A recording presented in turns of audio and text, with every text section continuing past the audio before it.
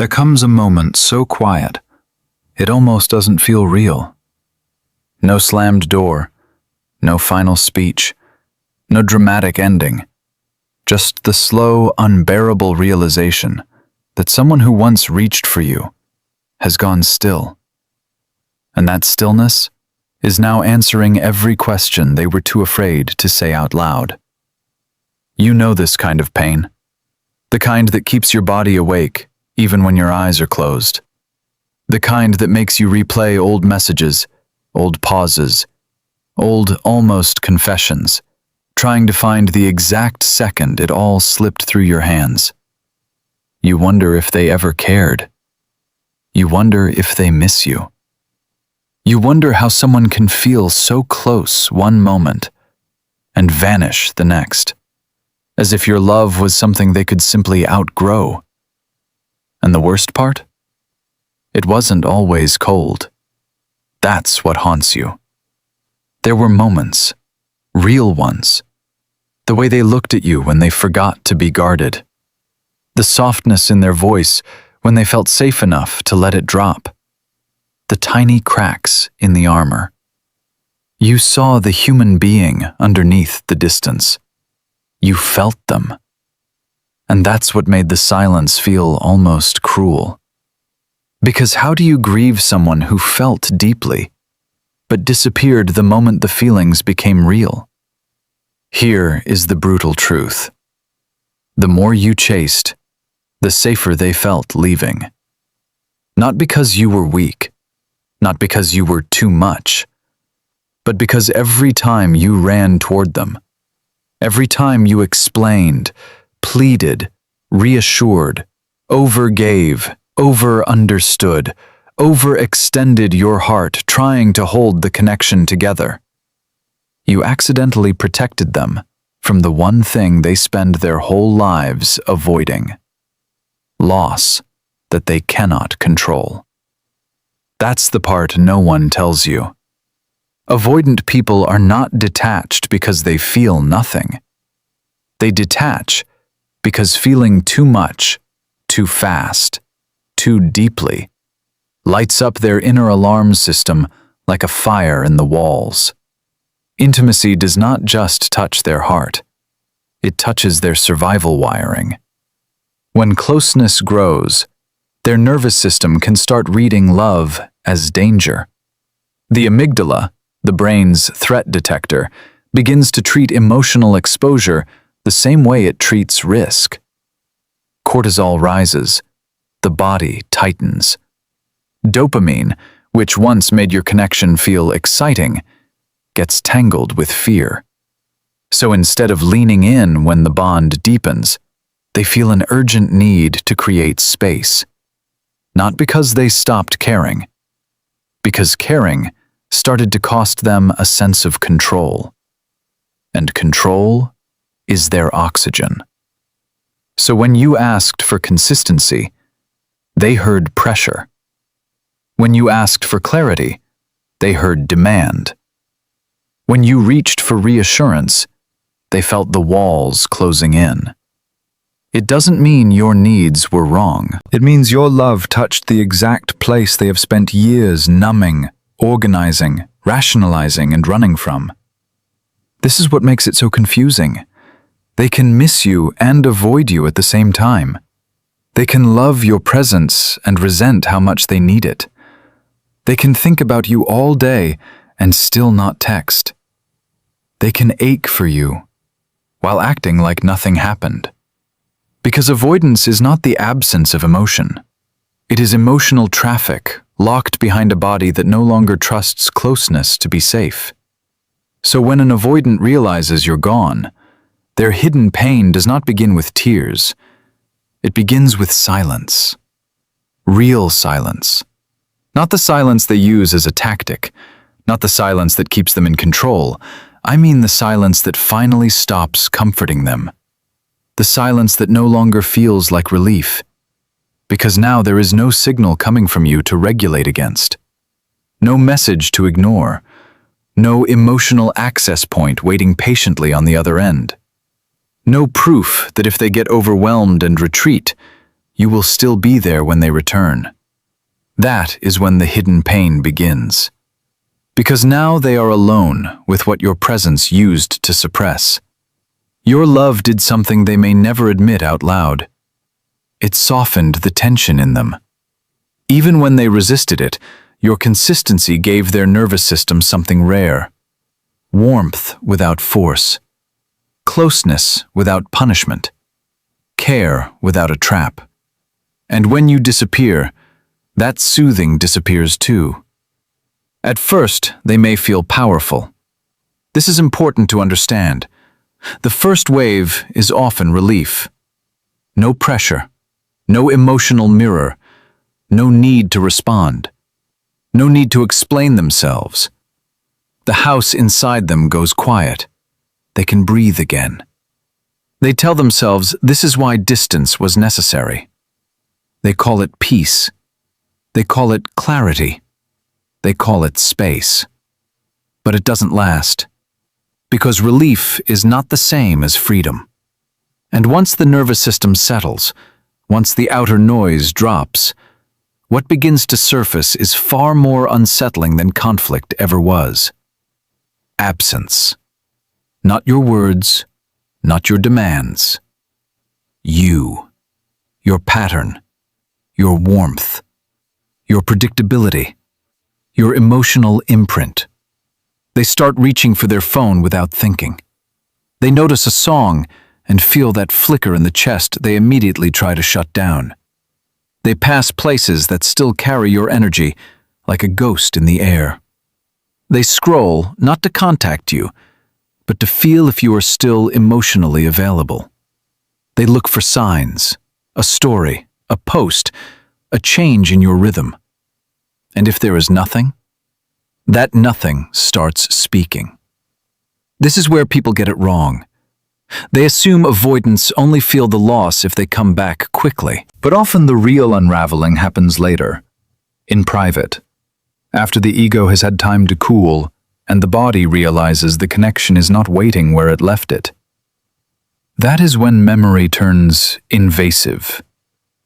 They remember how safe you were, how patient, how much room you gave them, how many chances you offered after the last retreat, how your voice sounded when you were trying not to cry, how they knew they were hurting you and still couldn't stop pulling away. Not because they wanted to hurt you, because they did not know how to stay open without feeling consumed. And here is the part that changes everything. When you stop reacting, you stop feeding the pattern that protected them from themselves. That is the core concept. Silence. Not manipulative silence, not icy silence, not silence used to punish. Sacred silence. Silence that says, I will no longer abandon myself just to remain emotionally available to someone who only values me when I am slipping away. That silence terrifies an avoidant in a way emotional pursuit never will. Because pursuit keeps them in the powerful position. It lets them believe the bond is still there, still accessible, still orbiting them. Your paragraphs, your check-ins, your attempts to understand, your emotional generosity. All of it may come from love. But to an avoidant, it can become evidence that they do not have to confront the consequences of their distance. Why would they feel the depth of your absence if you keep interrupting it? Why would their heart have to metabolize the loss if your presence keeps numbing the withdrawal? Silence removes the anesthesia. And when that anesthesia fades, hidden pain becomes undeniable. Imagine them at night. The room is dim. Their phone is face down. They've spent the day distracting themselves, being productive, being casual, being fine. They laughed when they were supposed to laugh. They answered people with that detached calm that makes everyone think they are unbothered. But then the day ends. The noise thins out. And there you are. Not literally, Worse, internally.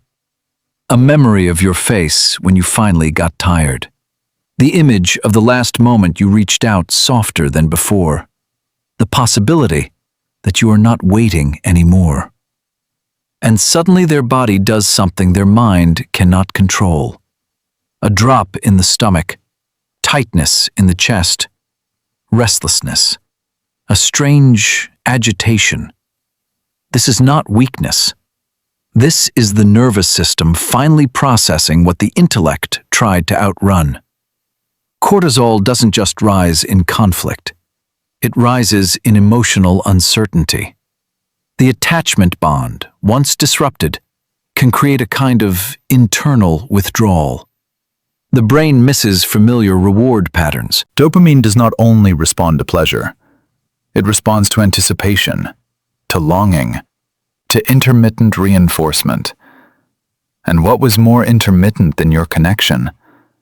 You were warmth, then distance, hope, then confusion, nearness, then disappearance. That kind of bond leaves residue, and now that you're gone, their system starts searching for the lost source. That is why some avoidants circle back in subtle ways. A like, a random message, a strangely casual check-in that pretends nothing happened. Sometimes they reappear with curiosity, sometimes with nostalgia, sometimes with forced indifference. But underneath it is often the same hidden panic. Are you still there? Do I still have access? Can I reopen the door without facing what I did when I closed it? Because if you are still available, they can keep the story intact. But if you are truly gone, the story cracks. And the crack lets truth in. The truth that they did care. The truth that they felt more than they admitted. The truth that losing you hurts more than staying ever would have if they had known how to tolerate intimacy. This is why your disappearance can become the first honest mirror they have faced in years. Not because it punishes them, because it reveals them. It reveals how much of their identity was built around emotional escape, how quickly they called numbness peace, how often they confused independence with disconnection, how many meaningful bonds they minimized because vulnerability made their body feel unsafe. And for a while, they may fight that realization. They may bury it under logic. They may tell themselves it was never that serious. They may date someone else too quickly. They may act lighter than they feel. But unprocessed attachment does not disappear. It leaks into sleep, into irritability, into sudden nostalgia, into the strange ache that arrives during ordinary moments. And if your energy has changed, if you have truly stopped reaching, stopped watching, stopped translating their silence into hope, they feel that too. People underestimate this. Avoidants are hyper-attuned to shifts in emotional access, even if they pretend not to be. They notice when you stop trying. They notice when your attention withdraws. They notice when your softness no longer belongs to them. They may not say it. They may not even consciously admit it. But something in them registers the severing. And that is when the power starts to move. Not because you are playing a game, because you are no longer participating in one. That changes everything. Now they are the one filling in the blanks. They are the one wondering what you feel. They're the one checking for traces, decoding silence, replaying what happened, imagining who you are becoming without them. The emotional labor quietly transfers. The obsession they once inspired in you can begin to echo back inside them, especially if the bond was deep enough and your absence is real enough. They start asking invisible questions. Why did they stop? Why aren't they reaching out? Did they finally see through me? Are they healing? Are they with someone else? Will they treat the next person the way they treated me? Did I lose the one person who actually saw me? That last one hits hardest, because avoidants are often not used to being truly seen without being forced. When someone meets them with patience, depth, and care, it enters them more deeply than they know what to do with. They may reject it in real time, but later, when the distance settles and the ego quiets, they feel the rarity of what they had. That's when missing you stops being romantic and starts being destabilizing. Because now it is not just your absence they feel, it is their pattern. And there is pain in that. Pain in realizing how many times they pulled away from what they wanted. Pain in understanding that their need for space was sometimes fear wearing a respectable face. Pain in seeing that the person they kept at arm's length may have been the one place they were actually safe enough to soften. But listen carefully. This does not mean their pain is your invitation. This is where so many people break the pattern. They sense the shift. They feel the energy turn. The avoidant returns a little, looks a little closer, reaches out with half signals, and suddenly the old hunger wakes up. You want to respond. You want to explain less this time, be softer this time, get it right this time. You think, finally, now they understand what losing me feels like. Maybe they do. But awareness is not transformation. Pain does not automatically make someone safe. Missing you does not mean they can hold you. Longing is not the same as capacity. Read that again in your bones. Longing is not the same as capacity. An avoidant can crave you deeply and still repeat the pattern the moment closeness returns, unless they have actually faced the machinery underneath it. Unless they have learned to sit with activation instead of escaping it. Unless they have built a relationship with vulnerability that does not collapse into distance. Unless they are willing to feel exposed without making you pay for it. So, if they come back, the question is not, do they miss me? The question is, have they become someone who can stay? That is your power now. Not the power to make them suffer, not the power to withhold love as revenge. The power to stop confusing being wanted with being chosen well. Because the old version of you thought love had to be proven through endurance, through waiting, through understanding people past the point where they were willing to understand themselves. The old version of you wore empathy like a wound. You kept translating someone else's fear while betraying your own body in the process. But something changes when you finally leave for real. Not theatrically, not to get a reaction. Internally. You stop making their confusion your compass. You stop measuring your worth by their ability to express love. You stop calling self-abandonment loyalty. You stop standing outside locked doors, trying to be gentle enough to be let in. And the moment you do that, something sacred returns to you. Your center. Your nervous system begins to unclench. The addiction to mixed signals starts to fade. The compulsion to decode every silence weakens. You sleep a little deeper. You breathe a little fuller. You remember that peace is not supposed to feel like waiting to be chosen. That is the identity shift. You are no longer the person trying to be unforgettable to someone emotionally unavailable. You are the person who became unavailable to what was starving you. That is a different kind of power. Quiet power. Clean power. Power that does not beg, chase, collapse, or perform. And yes, when an avoidant realizes you're gone, their hidden pain often begins. It begins in the silence they can no longer control, in the memory of what they pushed away, in the ache of losing access to someone who loved them with rare depth, in the terrifying realization that your absence feels heavier than your presence ever did. But your healing cannot be built around that. Let their pain belong to them. Your job is not to return so they never have to feel it.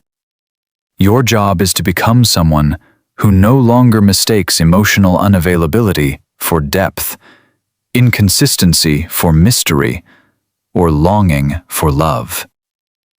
You were not hard to love. You were hard to lose. And one day, that truth will stop sounding tragic and start sounding liberating. Because the real ending was never about whether they came back. It was about whether you came back to yourself. And when you do, fully, honestly, without apology, you become untouchable in the most beautiful way. Not cold, not closed, not bitter. Just no longer willing to shrink your needs to fit inside someone else's fear. That is when the story changes. That is when the ache becomes wisdom. That is when silence becomes dignity. That is when being left becomes being released. And that is when you finally understand. The deepest power was never in making them realize your worth. It was in realizing it before they did.